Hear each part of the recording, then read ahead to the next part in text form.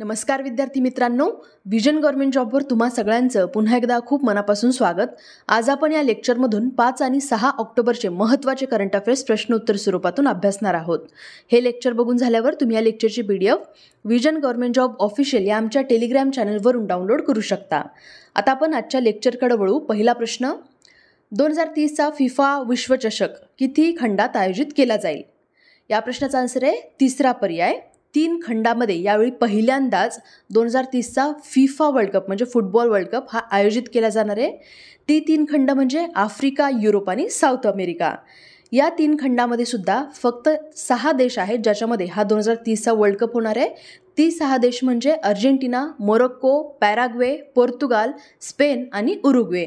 याच्यापैकी Argentina, Paraguay आणि Uruguay हे 3 देश साऊथ अमेरिका खंडातले आहेत आणि मोरोक्को हा आफ्रिका खंडातला आहे, तर पोर्तुगाल आणि स्पेन हे दोन्ही देश युरोप या खंडामधले आहेत. अशा पद्धतीनं या 3 खंडामध्ये, या 6 देशांमध्ये 2030चा फुटबॉल वर्ल्ड कप आयोजित केला जाणार आहे. लक्षात ठेवा, पहिल्यांदाच असं होतं की हा वर्ल्ड कप वेगवेगळ्या 3 खंडांमध्ये आयोजित केला जातोय. ओके, आता आपण बघा या मॅपमधून आपल्या पृथ्वीवरचे जे 7 खंड आहेत ते कुठं कुठे आहेत हे बघून घेऊ. तर इथे बघा, हा आहे आपला भारत जो की आशिया खंडामध्ये आहे. याच्या इकडे आपण आग्नेयेला बघितलं तर ऑस्ट्रेलिया आहे आणि इकडे ह्याच्या पश्चिमेला युरोप आणि आफ्रिका खंड आहेत. त्याच्यानंतर इकडे बघा अटलांटिक ओशियन आहे आणि अटलांटिक ओशियनच्या पश्चिमेला नॉर्थ अमेरिका आणि त्याच्याखाली साऊथ अमेरिका. तर हे दोन्ही खंड आपल्याला इथे दिसत आहेत. आणि याच्याही जर आपण पश्चिमेला बघितलं तर हा आहे पॅसिफिक ओशियन. ठीक आहे, आता तुम्ही मला सांगा की यापैकी सगळ्यात लहान खंड कोणता? इथे खाली एक मी खंड सांगायचं राहून गेले होते. इथे बघा सगळ्यात खाली हा आहे अंटार्क्टिका खंड. तर असे एकूण हे 7 खंड आहेत.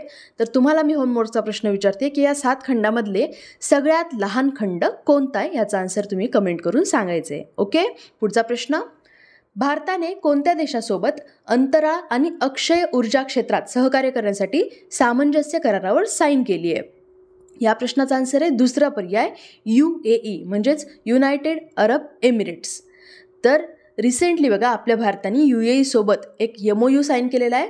हा जो MOU आहे तर हा स्पेस आणि रिन्युएबल एनर्जी आणि आर्टिफिशियल इंटेलिजन्स या 3 फील्डमध्ये हा MOU साईन करण्यात आलेला आहे.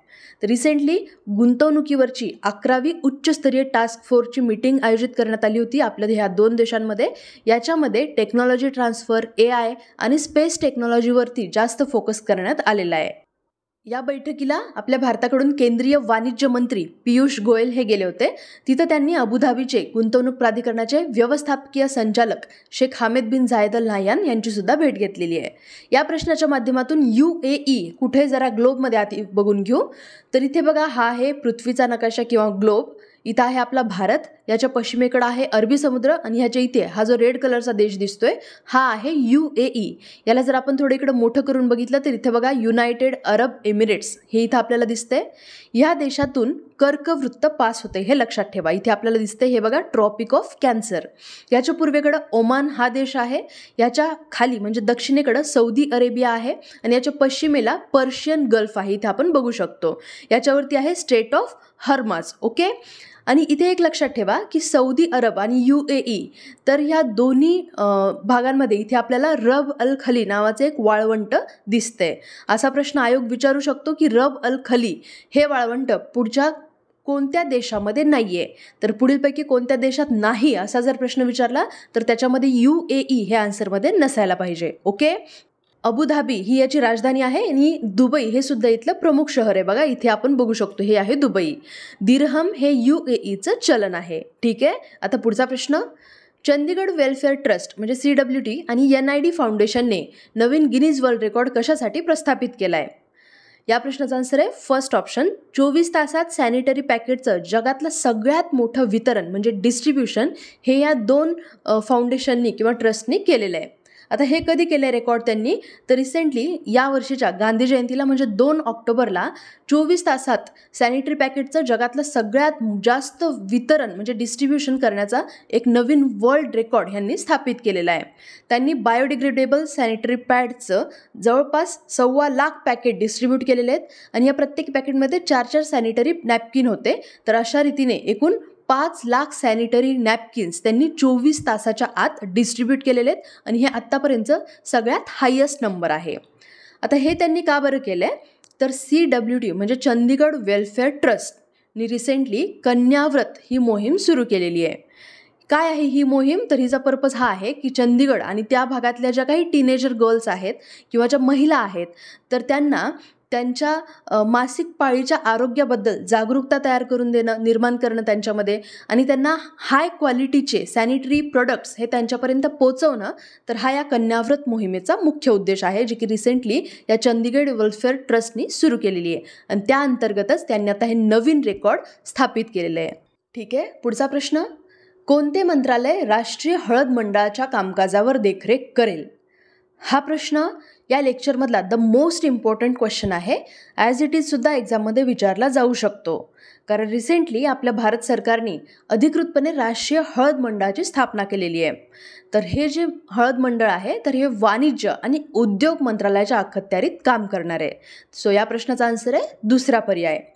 तर बघा, आपल्या भारतामध्ये बऱ्याच दिवसांपासून हळद उत्पादक शेतकरी हे या राष्ट्रीय हळद मंडळाची केंद्र सरकारकडं मागणी करत होते आणि आता याच मागणीला प्रतिसाद म्हणून आपल्या भारत सरकारने ऑफिशियली या राष्ट्रीय हळद मंडळाची स्थापना केलेली आहे. हे मंडळ केंद्रीय वाणिज्य मंत्रालयाच्या अंडर काम करणार आहे. कशासाठी आहे बरं हे राष्ट्रीय हळद मंडळ? तर भारतातल्या हळद आणि हळद संबंधित उत्पादनाच्या विकासासाठी आणि वाढीसाठी हे काम करणार आहे. लक्षात ठेवा, इथे एक महत्त्वाचा मुद्दा म्हणजे आपला भारत हा हळदीचा जगातला आघाडीचा उत्पादक आणि निर्यातदार देश आहे. त्यातही खास करून महाराष्ट्र, तेलंगणा, कर्नाटक आणि तामिळनाडू तर ही स्पेसिफिकली हळद उत्पादक राज्य आहेत. म्हणजे या राज्यांमध्ये आपल्या भारतामध्ये सगळ्यात जास्त हळदीचं उत्पादन घेतलं जातं आणि जगात जेवढं काही हळदीचा व्यापार होतो तर या हळदीच्या जागतिक व्यापारामध्ये आपल्या भारताचा 62% जास्त वाटा आहे. ओके, तर आपल्या भारतासाठी हळद ही खूप महत्त्वाची आहे. आणि तसं बघायला गेलं तर या राष्ट्रीय हळद मंडळाच्या स्थापनेला सुद्धा आपल्या गव्हर्नमेंटने खूप उशीर केलेला आहे. पण असो, आता ऑफिशियली केंद्र सरकारने राष्ट्रीय हळद मंडळाची स्थापना केलेली आहे. थोडक्यात आपण या प्रश्नातून हळद म्हणजेच टर्मरिकबद्दल पण माहिती जाणून घेऊ. सायन्स रिलेटेड क्वेश्चन विचारायचं झालं तर आयोग यावरती प्रश्न विचारू शकतो. तर बघा, आपल्याला माहिती आहे की आपल्या भारतीय जेवणामध्ये किंवा जेवण पद्धतीमध्ये आपण हळदीचा एक मसाला म्हणून वापर करतो. तर हे कर्कुमा लोंगा या वनस्पतीपासून किंवा ह्याच्या मुळापासून हळद हा एक मसाल्याचा पदार्थ तयार करत असतो आपण. तर ह्याचा कलर सांगायचं झालं तर बघा, ऑरेंज ब्राऊन किंवा थोडासा येलो किंवा रेडिश येलो, तर अशा पद्धतीचा हळदीचा कलर असतो. पण त्याला एक कडू चव असते. हळदीमध्ये कर्क्युमिन नावाचं एक केमिकल असतं, जे की जर आपल्या शरीराला सूज आली आणि त्या भागात जर आपण हळद लावली तर हे कर्क्युमिन नावाचं केमिकल आपल्या शरीरावरची ती सूज कमी करायला मदत करू शकतं. कर्क्युमिन याच्यामुळंच हळदीला पिवळा रंगसुद्धा आलेला असतो. ओके, तर एवढे काही हळदीबद्दल पॉईंट आणि हळद आणि भारताबद्दलचे पॉईंट लक्षात ठेवा. हे फॅक्च्युअल पॉईंट आहेत, एक्झाममध्ये मल्टीलायनरमध्ये 1-2 लाईन ह्यावरती बनवू शकतात. ठीक आहे, पुढचा प्रश्न, भारतीय नौदल आणि कोणती बँक एक अद्वितीय ई कॅश कार्ड आणणार आहे जे ऑनलाईन आणि ऑफलाईन दोन्ही मोडमध्ये कार्य करेल? इंटरेस्टिंग आहे ना, की आता हे अशा पद्धतीचं ई कॅश कार्ड असेल जे की ऑनलाईन आणि ऑफलाईन दोन्ही मोडमध्ये काम करणार आहे. तर हे भारतीय नौदल आणि SBI तर ह्यांनी आणणार आहेत. तर रिसेंटली आपलं विमानवाहू जहाज INS विक्रमादित्य आणि याशिवाय भारतीय नौदलाच्या बऱ्याच वेगवेगळ्या युद्धनौकांवरती या ई कॅश कार्डची चाचणी घेण्यात आलेली आहे. तर इथं जे INS विक्रमादित्य आहे ना, तर लक्षात ठेवा, हे आपल्या भारतीय नौदलाची सगळ्यात मोठी विमानवाहू युद्धनौका आहे, जी की नोव्हेंबर 2013मध्ये आपल्या भारतीय नौदलामध्ये दाखल झालेली आहे. ठीक आहे, पुढचा प्रश्न, खालीलपैकी कोणत्या व्यक्तीला 2023साठी साहित्यातील नोबेल पारितोषिक मिळाले? या प्रश्नाचा आन्सर आहे फर्स्ट ऑप्शन, जॉन फॉस. तर ह्या एक नॉर्वेजियन लेखक आणि हे नाटककार आहेत जॉन फॉस. तर ह्यांना यावर्षीचा 2023चा साहित्यातलं नोबेल पारितोषिक हे घोषित करण्यात आलेलं आहे. आता ऑप्शनमध्ये जे दिसत आहेत ना, ॲनी आर्नाक्स, तर ह्यांना 2022चा साहित्यातला नोबेल मिळाला आहे. अब्दुल राझक गुर्ना ह्यांना 2021मधला आणि लुईस ग्लुक यांना 2020साठी साहित्यातला नोबेल पारितोषिक मिळालेलं आहे. ठीक आहे, यावेळेसचे जे लेखक आहेत तर ते आहेत नॉर्वेजियन लेखक आणि नाटककार जॉन फॉस. तर यांना 2023चा साहित्यातला नोबेल पुरस्कार हा जाहीर करण्यात आलेला आहे. कोण आहेत हे फॉस? तर हे नॉर्वे या देशातले सगळ्यात गाजलेल्या नाटककारांपैकी एक आहेत. त्यांनी आतापर्यंत बघा 40पेक्षा जास्त कादंबऱ्या, शॉर्ट स्टोरीज किंवा लघुकथा, मुलांसाठीची पुस्तकं, पोएम्स, निबंध असं बरंच वैविध्यपूर्ण लेखन त्यांनी केलेलं आहे. त्यांची पहिली कादंबरी जी होती ना, त्याचं नाव होतं रेड अँड ब्लॅक, जी की 1983 पब्लिश झाली होती. तर त्याच्यामध्ये आत्महत्या, तर या एका सेन्सिटिव्ह टॉपिकबद्दल त्या कादंबरीमध्ये लिखाण करण्यात आलेलं आहे. कधीकधी आयोग या वर्षीचा प्रश्न न विचारता या आधीच्या 2-3 वर्षात कोणकोणत्या रायटर्सला किंवा कोणकोणत्या व्यक्तीला त्या कॅटेगरीतले पुरस्कार मिळालेत असा प्रश्नसुद्धा विचारत असतो.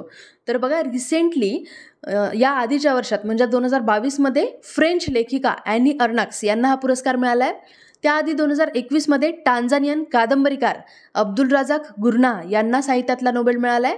त्याआधी 2020 अमेरिकन कवी आणि निबंधकार लुईस ग्लुक यांना मिळाला आहे. तर 2019 ऑस्ट्रियन लेखक पीटर हँडके यांना साहित्यातला नोबेल घोषित करण्यात आला होता. ठीक आहे, पुढचा प्रश्न. CRPF महिला बाईक मोहीम यशस्विनीला कोणत्या ठिकाणाहून सुरुवात झाली आहे? या प्रश्नाचा आन्सर आहे फर्स्ट ऑप्शन, शिलाँग. शिलाँग ही मेघालयची राजधानी आहे. त्यामुळे मेघालयचे सध्याचे मुख्यमंत्री श्री कॉनरॉड संगमा यांनी शिलाँगमधल्या या CRPF महिला बायकर्सच्या जो यशस्विनी नावाचा गट आहे, तर या यशस्विनीच्या क्रॉस कंट्री बाईक मोहिमेला सुरुवात केलेली आहे किंवा हिरवा झेंडा दाखवलेला आहे. आता ही जी मोहीम आहे ना, तर ह्याच्या अंतर्गत वेगवेगळ्या भारतातल्या 3 ठिकाणाहून 3 वेगवेगळे ग्रुप हे या मोहिमेला सुरुवात करणार आहेत आणि ते शेवटी गुजरातमध्ये एकता नगर या ठिकाणी एकत्र येणार आहेत. आणि म्हणूनच शिलाँग, श्रीनगर आणि कन्याकुमारी, तर या 3 ठिकाणावरून या CRPFच्या सगळ्या महिला बाईक मोहिमेला हिरवा झेंडा दाखवण्यात आलेला आहे. आणि हे तिन्ही संघ 31 ऑक्टोबरला सरदार वल्लभभाई पटेल यांची जयंती असते, त्या दिवशी या जयंती दिनानिमित्त गुजरातमधल्या एकता नगर इथं हे 3 संघ एकत्र येणार आहेत. आता ही जी बाईक रॅली आहे, तर याचं आयोजन CRPFनी केलं आहे महिला आणि बाल विकास मंत्रालयाच्या मदतीनं. देशामध्ये नारी शक्ती म्हणजेच महिला शक्ती साजरा करण्यासाठी CRPFचा हा एक उपक्रम आहे असं आपण म्हणू शकतो. ओके, पुढचा प्रश्न. भारत तामिळनाडूच्या नागापट्टिनम येथून डॅश डॅशसाठी फेरी सेवा सुरू करेल. या प्रश्नाचा आन्सर आहे दुसरा पर्याय, श्रीलंका.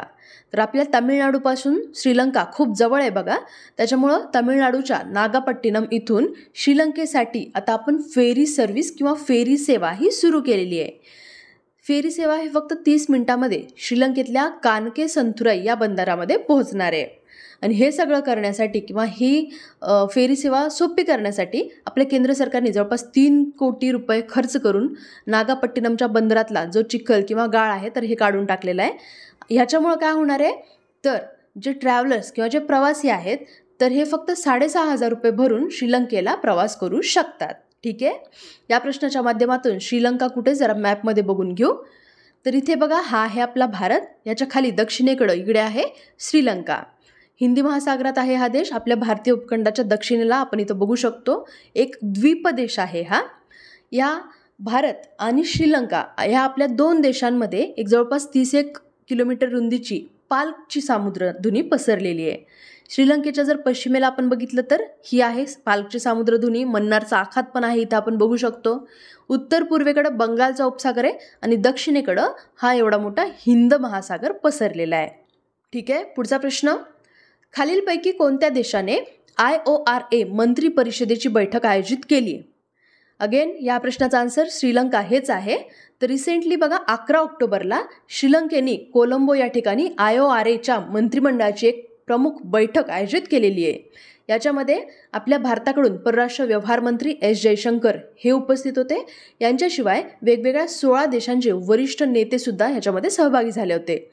या प्रश्नाच्या माध्यमातून थोडक्यात IORA बद्दल सांगायचं तर बघा, याचा फुल फॉर्म आहे इंडियन ओशियन रिम असोसिएशन.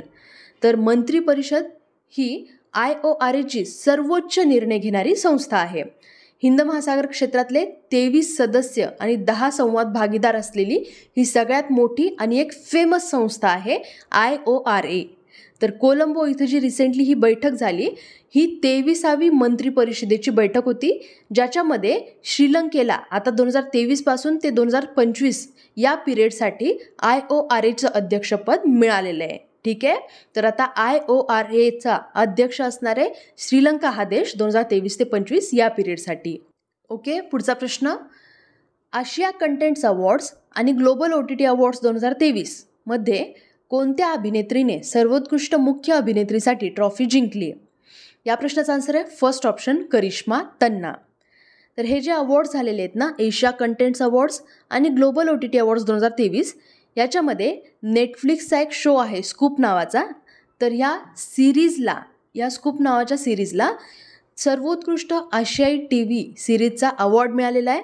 आणि ह्याच्यामधली जी हिरोईन आहे करिश्मा तन्ना, हिलासुद्धा सर्वोत्कृष्ट मुख्य अभिनेत्रीसाठी अवॉर्ड मिळालेला आहे.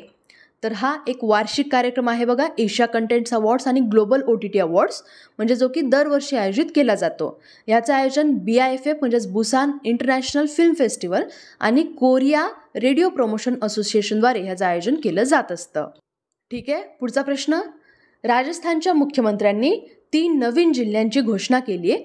आता राजस्थानमध्ये किती जिल्हे आहेत? या प्रश्नाचा आन्सर आहे तिसरा पर्याय. आत्ता राजस्थानमध्ये टोटल 53 जिल्हे झालेले आहेत. तर सध्या बघा राजस्थानमध्ये काँग्रेसचं गव्हर्नमेंट आहे, मुख्यमंत्री आहेत अशोक गेहलोत. तर त्यांनी विधानसभा निवडणुकीच्या जस्ट आधी या 3 नवीन जिल्ह्यांच्या निर्मितीची घोषणा केलेली आहे.